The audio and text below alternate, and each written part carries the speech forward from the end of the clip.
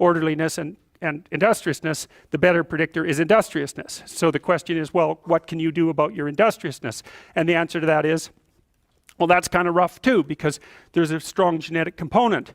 But you can work on micro habits with regards to your conscientiousness. And I think the best micro habits, this is partly to do with this future authoring program processes, I think the best thing you can do with regards to your conscientiousness is to set up some aims for yourself, goals that you actually value. And the future authoring program helps people do that.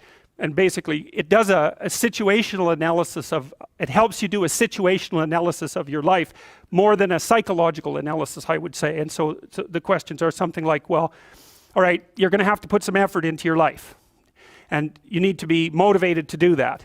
And so what are the potential sources of motivation? Well, you could think about them in the big five manner. You know, if you're extroverted, you want friends. If you're agreeable, you want an intimate relationship. If you're disagreeable, you want to win competitions. If you're open, you want to engage in creative activity. If you're high in neuroticism, you want security. Okay, so those are all sources of potential motivation that you could draw on, that you could tailor to your own, you know, your own personality. But then there are dimensions that you want to consider your life across. And so we ask people about, well, you know, if you could have your life the way you wanted it in 3 to 5 years, if you were taking care of yourself properly, you know, what would you want from your friendships? What would you want from your intimate relationship? How would you like to structure your family? What do you want for your career? Well, how are you going to use your time outside of your job?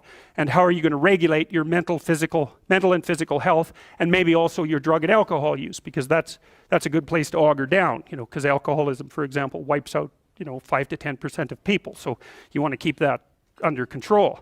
And then so maybe, you know, you develop a vision of what you would like your life to be, and that associates the goal. Well, once the goal is established, and then you break down the goal into micro processes that you can implement, the micro processes become rewarding in proportion, in relation to their causal association with the goal.